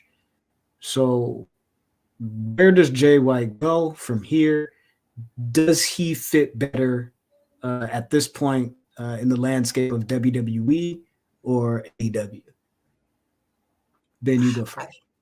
I think right now, with him being like barred from New Japan and Japan as a whole, and AEW clearly having a working relationship with Japan, I think it kind of spells it out for itself. You know what I mean? Like, I think he should go. I'd like to see him go to WWE, because it's like, yo, you already did AEW. You had a good time over there. You showed out over there, but it's time to like cut some new tracks. You know what I mean? And with the way Triple H is running things over there, like, I agree with some things that he does, and I disagree with some things that he does, but I think he would take good care of Jay White. I think he would book him properly. And the other thing about him going over there, I don't think he would go to NXT. I think like a lot of people like realize that over there, like, hey, we don't got to put him through the developmental. He can go straight up there because he has that name value. Like, people, a lot of wrestling fans for WWE, at least the ones who are, going to the show, they know who who these guys are. They might not watch it from week to week. Like, they might not tap into every New Japan show, but they know who Jay White is. A majority of them people going to that show knows who Jay White is. And I think it would be a layup to get him over there and to kind of insert him into what's going on over there. Like, maybe have him show up, challenge for the United States title. You know what I mean? Maybe have him pop up on SmackDown and start beef with somebody over there. Like, I'd like to see, him go up against LA Knight. That would be interesting. There's stuff for him to do over there. It's not like it was a year ago, where it's just like, okay, if I go over there, besides fighting Roman, what will I be doing? Like, who will I be going against? There's options now. Like, some stuff, is not going as good as what they would like it to go, but I feel like there's a place for him there where he could turn up. Yeah, I don't know what he does. That's interesting. G Nation said Bronson Reed is a different story. Well, yeah, I mean, Bronson beat Okada.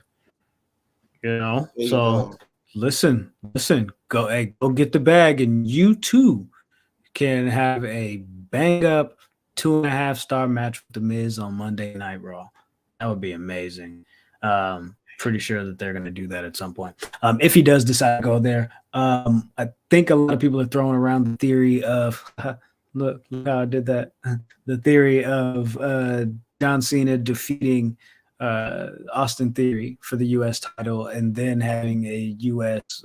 Title open challenge the next night or on Raw, and then Jay White answering that and defeating him. or maybe Jay White just outright defeating Austin Theory after one of these open challenges. I don't know. I do think that, of course, I'm a casual. I keep telling y'all this every week. I am not a wrestling fan, man. Listen, come on, dog. But I do think that AEW has a lot of like I feel like for a minute Jay White had the he's Kenny Omega Light, or he's like Kenny Omega Jr. Type shit, and it's like, okay, well, if that's the case, you're gonna go back up there and drum up those comparisons again, or you're gonna go over here and I guess make a challenge to yourself, like, okay, can I get over with this particular audience for WWE?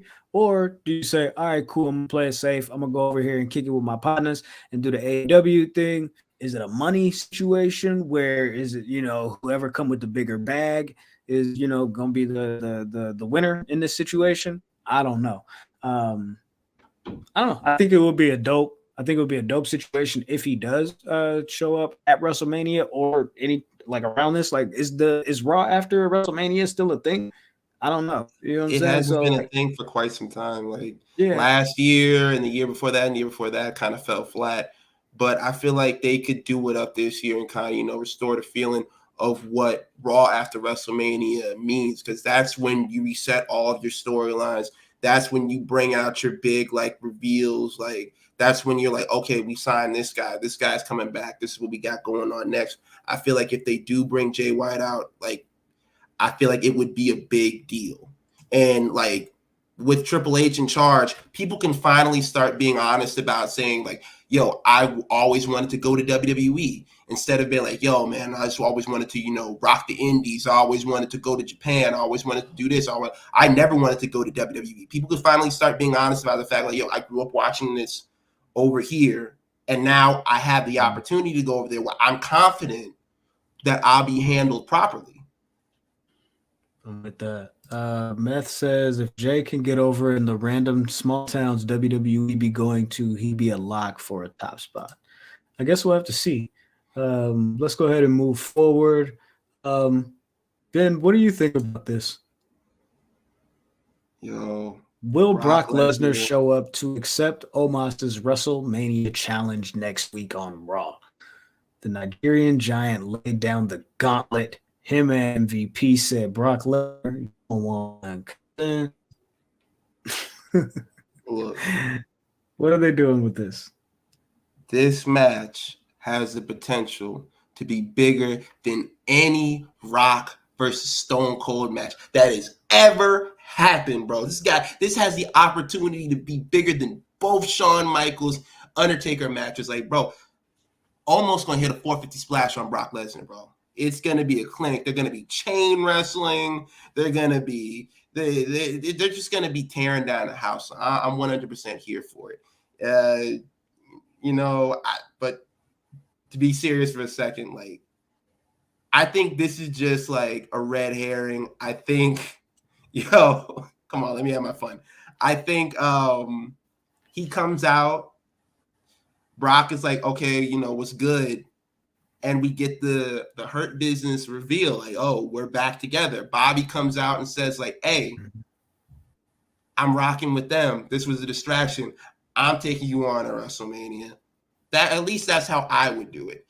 We're getting rumors now that it's going to be Bobby versus Bray at WrestleMania, and that this is a real thing, that they really are planning on going Omos versus Brock at WrestleMania.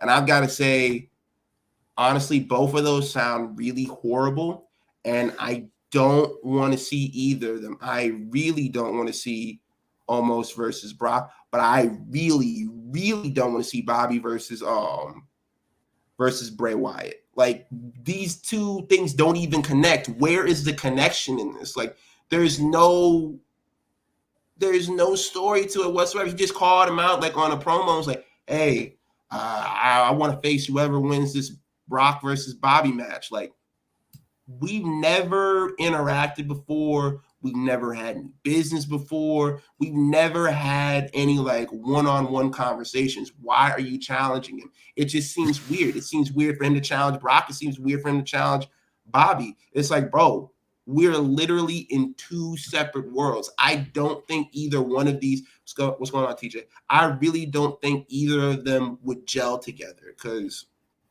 let's be honest, Brock would never do any of that supernatural stuff.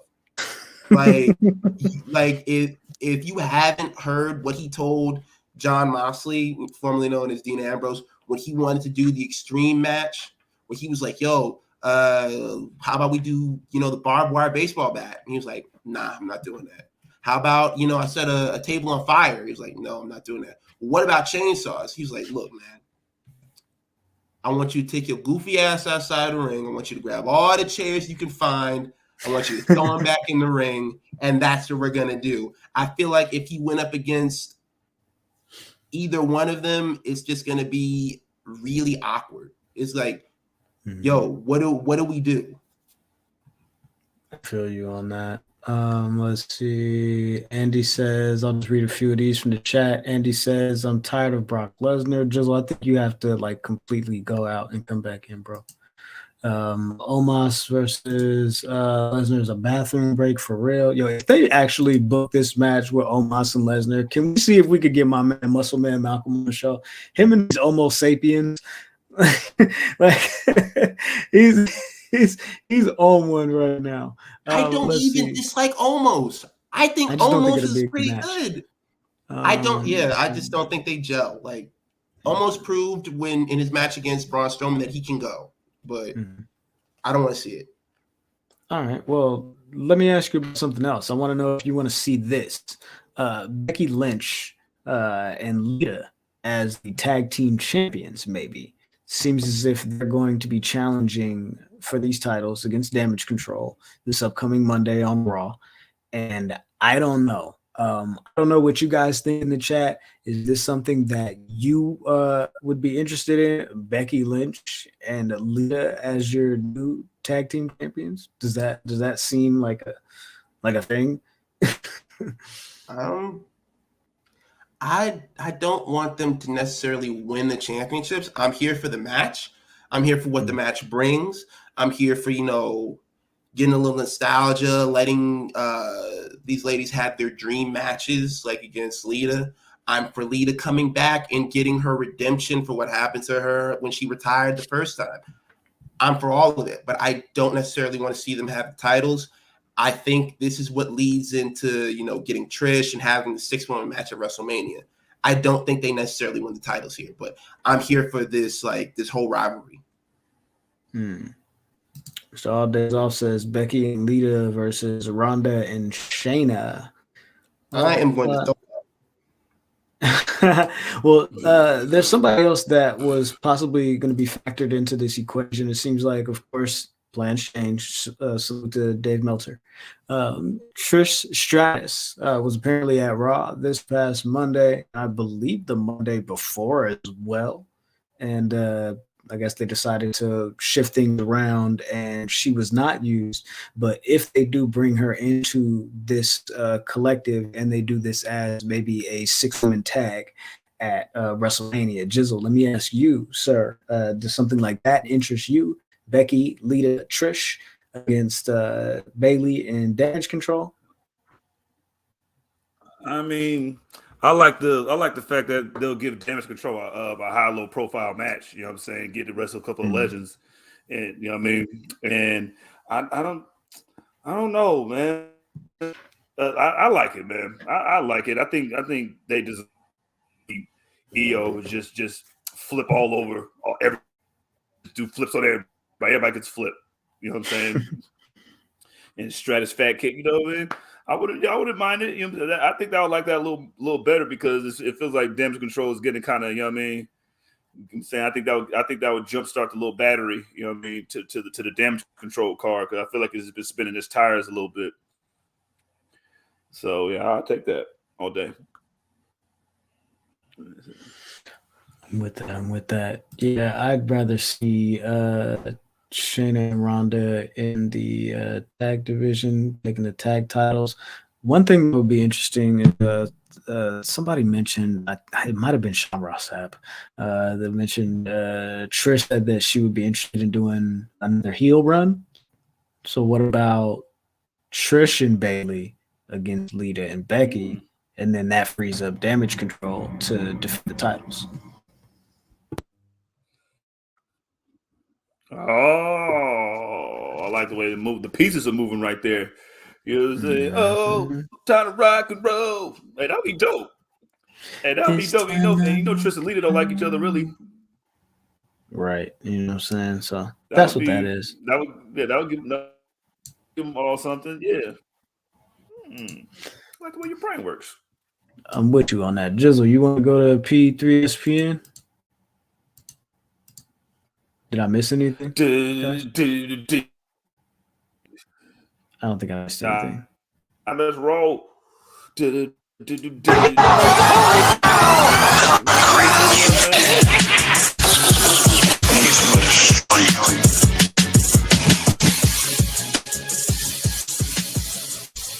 Oh yeah.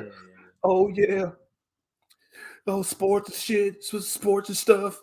Let's start with football's over. Well, maybe for Ben. But it's XFL time. You know what I'm saying? XFL is in the building, and guess what, y'all? It's all right. I guess it's okay. I'm saying they're playing football. You know what I mean? This is The Rock. The Rock is not even a real human, dog. Like, I don't even understand how he just shows up places. Like I think The Rock is an alien because how you had every single here in Fort Worth, Texas now, y'all. Like a hologram. This man got like 20 teams in Texas, bro. What is going on? Like, I know they're based out of Texas, but like, come on, bro. And the other thing, what the hell is a 4-point play? What is a 4-point play, bro? Because I remember watching XFL when they brought it back and they're playing it on ABC and ESPN, the last go around before the pandemic killed it. But was that a thing? The 4-point rule back then? Yeah. I don't remember that. I don't either. I remember like thoroughly enjoying the XFL the last go around because they had implemented college rules. They had the 1-foot rule and they were doing like new stuff and everything like that. I didn't watch it this time because I'm like, bro, I'm still mad that you got like 8 teams in Texas, but maybe I'll check it out. Dog. What are you gonna like? Josh Gordon is there, y'all. Shout out to Josh Gordon. You know what I'm saying? He got a touchdown on accident. And AJ McCarron is there. Like you're gonna see some names. You're like, oh shit, he's over there. Shout out to Vic Beasley. You know he was over there. Like, so yeah, y'all. Buckle up. Only 2. And guess what, y'all? It's franchise tag Omos, aka that shit. Baltimore, sorry. So, yeah, man. Anybody getting franchise tag in y'all team? Yep. There goes Josh Jacobs. You better franchise tag him immediately. Yo, I think there's one more year of that. Like, bro, Lamar Jackson, like people are saying, oh, Lamar Jackson's a one-dimensional quarterback. He's just a running quarterback. He don't deserve that. I'm like, bro, let's not sit here and lie to ourselves. Let's not act like Lamar Jackson don't got an arm. Like, he didn't prove that he deserves like every cent that he's gonna get out of whatever deal he ends up signing. It's like, bro, y'all gotta lay it all on the line and give it to him. His best receiver of his career. Was Hollywood Brown. He made Hollywood a yard receiver.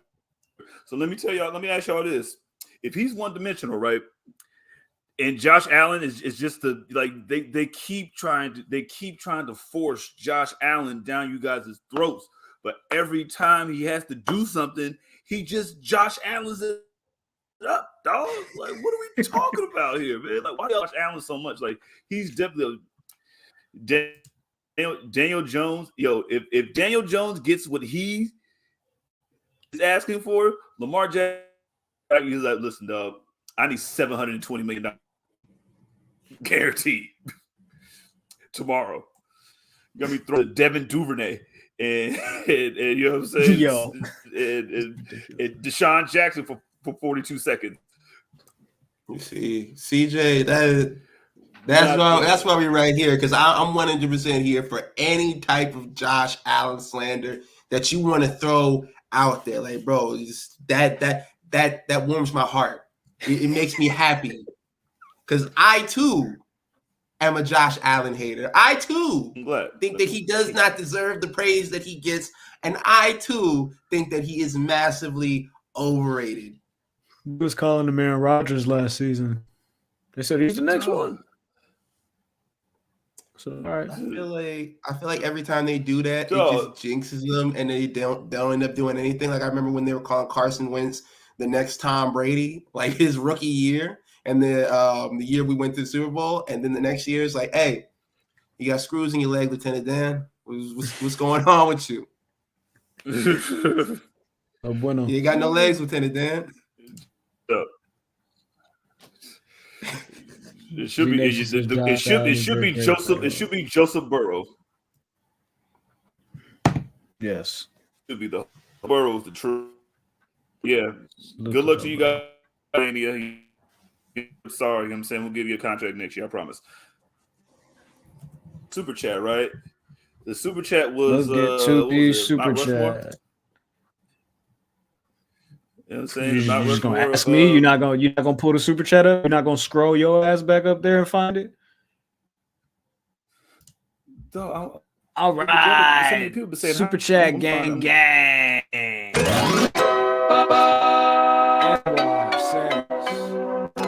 is your all-time Mount Rushmore of the NBA? Who wants to take this one? Threeses, and threeses. Because he spits hot fire. All right. My man. Let me be real. Let me go. Of course I'm gonna have Steph up there because you know what I'm saying, I'm a Warriors fan, lifelong. Of course, Michael Jordan. You know what I mean? I'm gonna have I gotta have Bron there because he got the most points ever. You know what I mean? Like, come on, like. And I think fourth, you know what I mean? Don't kill me, but my fourth is Shaq. You know what I mean? That's my four. You know what I mean? Let's see. I'm gonna go Curry, Kobe,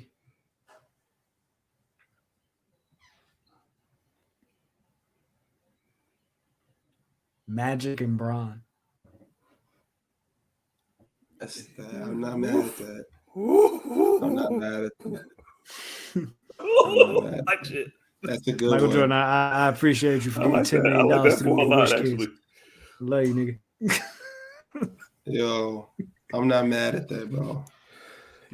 Yeah. You got one? Yeah. Kobe, MJ. Let me see. Kobe, MJ, probably. Even though I think like some of them numbers was inflated, Wilt, and like, bro, when you if you have any coverage whatsoever, you got a radio broadcast, anything, I'll believe it. But there's like no evidence whatsoever. Like, I don't know if 100 points really happened. Like, bro, that's not like on the court and off the court, he got inflated numbers. Yo, hey. Let me see what else I said. Well, I'll finish it off with Black Magic. dude line. Like Uncle. Magic could play literally any position on the court. Like, you put him anywhere, and he just like efficiently work for you. Yeah. Get that, man. It's the G Nation. Hey, he said the same thing I said. MJ, Curry, Magic, and Bron. Let's see. Oh no. I said Kobe instead of MJ. Let's see. Ooh, okay. So Anwar says MJ, Braun, Kobe, Magic, Duncan. That's 5.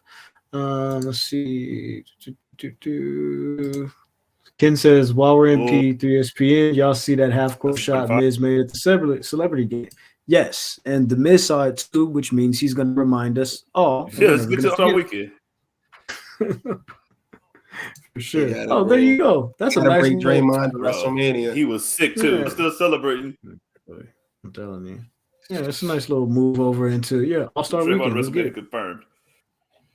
Hey yo, that NBA All-Star game was the worst NBA All-Star game I've ever watched in my life. Now you see what happens. You see the threes effect. You see now it's not real cute. You know what I'm saying? When everybody else is shooting hella threes. See, because I remember 1 year ago to the date when Steph was in there shooting, he hit 16 threes, and then that was the most exciting shit that everybody. And they were doing the exact same thing. They said that it was 3-pointers, dunks, and layups were 94% of the shots taken in the All-Star game. Jesus Christ! Think about that shit. There was only 6% of regular jumpers. What? Hey, the game has changed, my boy. Like I feel like they were doomed themselves for All-Star Weekend, and I feel like it fell flat and good because of the things that they had going on. They had a certain nasty guy who used to deliver mail pop up. You see, it's on the banner for the. You know what I'm saying? He was literally there. I've been slandering Karl Malone for years upon years upon years upon years, and to see people finally reciprocating that slander. Because I remember I used to talk shit about Karl Malone all the time, and people why you don't like Karl Malone? Why you like Karl Malone? I'm like, bro, Karl Malone came to the Lakers, was supposed to win a championship, right? Supposed to win a championship with the Lakers, and fucked it up because he a weirdo. You a weirdo, bro. You was a weirdo in college when you was doing nasty stuff.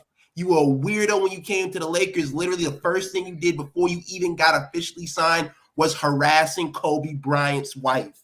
You literally popped up and was like, hey, when Kobe called you out on it, you were like, hey, man, you know how I be. You know how I get down in these streets. And then Kobe was like, hey, bro, I'm going to call your wife. And then you got a completely different story. Like, bro, and you know what? That's not even the worst shit that Karl Malone did. Like, Karl Malone was out here, doing nasty stuff when he was in college. He is a whole pedophile in college. And the fact that he's now come out with a statement acknowledging it and literally telling people like, hey, bro, that's my business. And I'll deal with it when I want to deal with it. And y'all can't keep bringing this up and throwing it in my face. I'm like, I can throw it in your face till the end of time, bro. Until the end of fucking time, bro. Yeah, because you're a piece of garbage. You know what I'm saying? I wish Ice-T was there at Fame just to say over there, and it just you're a walking SVU episode and a deadbeat dad. Like, you can go all the way to hell. The only Malone we acknowledge it is Mike Malone. You know what I'm saying? He said that the game was terrible. So, and the other thing, the NBA, bro, y'all got to stop inviting that man back. He's not important enough for you to invite him to these top the top 75 players that they did. Yeah. They had him there. I think I can't remember or not if he's on the 2K games. I don't remember if he's on them, but y'all can't keep inviting this man, doing business with this man when each and every one of y'all knows how he gets down, and then put out these statements and act like you're on the side of everybody. Yo, you can't keep doing that. It's nasty work. Gross. And he's not. Nobody cares about him either. Nobody even nobody thought about Karl Malone. Or look, Lauri Markkanen is going to save Utah. Shout out to Lauri Markkanen. You know what I mean? maybe he'll bring prominence back to Utah. You know what I mean? But also All-Star Weekend, we figured out that white man can jump. You know what I mean? Shout out to my man Mac McClung. You know what I'm saying? Wiz legend for 3.5 weeks this year. You gonna have a Lynch sampling room? So for the people.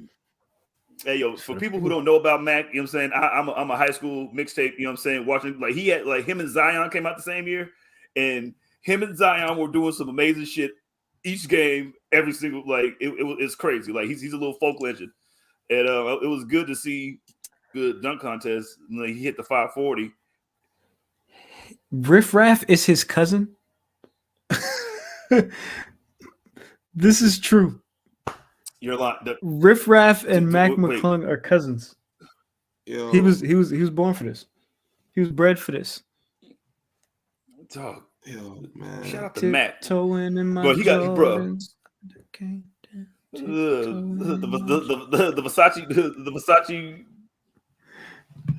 bro. They said that, bro. He got signed by Philly.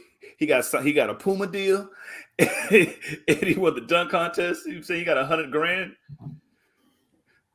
It's true, CJ, I got a quick question for you. Do you think like it's hurting the slam dunk contest by not having like big names in it anymore, or do you think like Nah, man. Because the biggest names in the NBA aren't the best dunkers. You know what I'm saying? Like not every like Josh not gonna do it. You know what I'm saying? Even though he'll somebody, but you won't put a beam on the backboard. For Phil, John ain't gonna do it. USA Today, high school sports. Riff Raff says his high flying cousin could take LaMelo Ball. I am absolutely sick right now. LaMelo Ball was probably cooking his ass. Yeah. Oh, gotta believe it. It's on Vlad TV. You gotta believe it. It's on Vlad. You gotta believe it if it's on Vlad. You gotta believe Vlad TV. Oh, that's hey. You want to talk about sources? You want to talk about sources? P3 got sources. Vlad TV. You know what I'm talking about? Salute to Vlad, keeping it true, and honest for the hip hop culture. Yo. Yeah, man. Shout out to man. We can end it right here, you know what I'm saying? Because I really don't really give a damn about this damn fight. Jake Paul and Tommy Fury are gonna have a little brother mid-off in boxing. Yeah, that's finally gonna happen. Jake's probably gonna beat the dog shit out of Tommy Fury because y'all keep playing with Jake, even though he's a piece of garbage.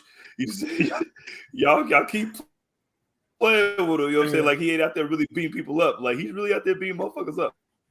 And so you telling me that Logan Paul is gonna be?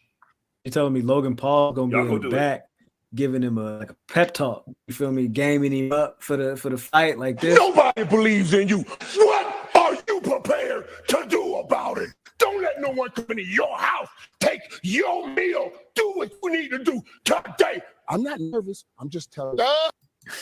Maybe, I don't know. Who knows? I'm just saying. I'm not nervous. I'm just telling you. He gets beat up. He gets beat up by Seth Rollins in the back on there too. You know what I'm saying? Better fit that on there too. There you go. Seth got to pop up. NFL Combine this week. Big action, the Combine this week. Mm-hmm. I mean, shout out to the teams with top picks, you know what I'm saying? AKA me and Graham. We get to see our futures going on. Like, I don't know what the hell we're supposed to be getting. I think we might be trading that damn pick. Oh man, listen, let's have a conversation like we did last year and let's make something work, man. Yeah, man. Well, my man's Aaron Rodgers is back from his darkness retreat. All right, man. Let's get up out of here, dog. This has been great. Listen, 250 episodes. Ryan Satin came through, kicked it with the guys real quick, had a little chit chat, little conversation. You feel me? This was good. This was fun. You guys have been amazing. We appreciate everybody that listens to the show, everybody that watches the show, everybody that supports over at patreon.com/publicenemies. You're more than welcome to tap in over there. $3, $5, $10. Do what you want to do. Beat us there. Don't meet us there. And yeah, man. What else do we got? I think that'll do it. Oh, 5-year anniversary is coming up March 8th. we're gonna be live here that night. So yeah, let's talk about over this next week how we're gonna celebrate the 5-year anniversary. You guys are all welcome to come and join us and kick it with us March 8th after Dynamite, and let's celebrate 5 years of this show and a lost leader indeed. But this year we're gonna figure out how to make some money, y'all, and we're gonna get to it and we're gonna make it happen. You feel me? But until then, please make sure you're following the squadron at the enemies PE3 on all social media platforms: Instagram, Twitter, TikTok, the thing, Linktree what is it? Linktree Public Enemies, do your thing. It's like a .ee in there somewhere. But yeah, Linktree Public Enemies. That'll take you everywhere you need to be when you need to be there. I go by the name, oh my God, Graham, as I did say. Meet me there, don't meet me there. Follow the guy, Public Enemy #1. Ryan Satin unblocked me. You should follow me and tell your girlfriend to never mind. All right, cool. Jizzle, it's on you, bro. Yo, Doug Hammerdome, you know what I'm saying? Yeah, that's me. Make sure you're following me, follow the guys. Make sure you're following the Facebook group. You know what I'm saying? We still up there talking, you know what I'm saying? Tell your uncle to hop on and talk about the wrestlers that he used to hate. You know what I mean? And yeah, man, 250. I'm so proud of us. Yo. Facts, bro. Like, you follow me on Twitter, Instagram, TikTok at _Sonamize_. Yo, like what CJ said, if you're on Facebook, tap into that group. Definitely get your uncles, your aunties on it, because that seems like that's the only people that are still on Facebook. But y'all come back next week, holla at us, man. Yes, sir. And with that said, like we always do at this time, please make sure you guys are taking care of yourselves and each other. And we out. Fuck, man. Thank you, guys.